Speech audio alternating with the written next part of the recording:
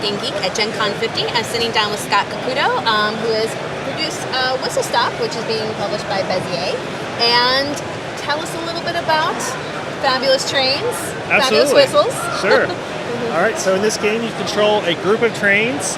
You're on the East Coast and you're going to the West Coast. And you move your trains to collect resources to deliver to towns. You get points for that, and you also get stock. And you're hoping to get your trains all the way to the West Coast for really big points. And when you retire a train, you get some extra special bonuses as well. Your trains block other people's trains.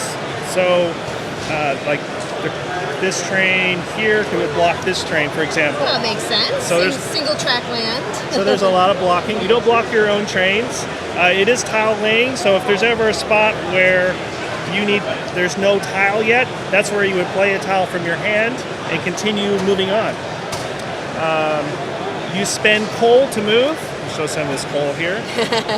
You get 2 coal per turn, but you can do up to 4 actions. I was gonna say, and let's show how the cool pieces work on these action boards, because we were having fun punching this out, saying, "Ooh, that's neat."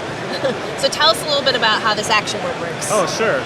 So as you spend coal, you can keep track of it by putting it here. And then one of the things you can also do is you can buy upgrades for your trains. So here's some of the upgrades. They actually do snap into place. Yeah, it's little cogs. Yeah, which is pretty cool. These are extra things that you can do. Normally you might spend coal to move, but this warehouse, for example, lets you spend a coal to gain any resource that you want. It's pretty handy. There's another one here which lets you spend coal to make even more coal. There's another one that lets you spend coal to get gold, and gold is like straight victory points. There's a lot of things to think about as you're playing this game. Now, how many players? This plays 2 to 5. How long do you think a full game would take us? It takes about 75 minutes. Now, obviously the name of your game is Whistle Stop, and there's a suspicious little pile here of Oh, I didn't talk about whistles. Whistles, it's the name of your game. People always ask, does this game come with a whistle? Well, it comes with a lot of whistles.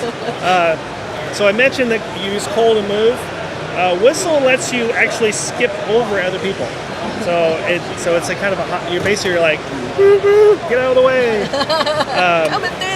So and also when you're moving, you always are moving forward or in the same column.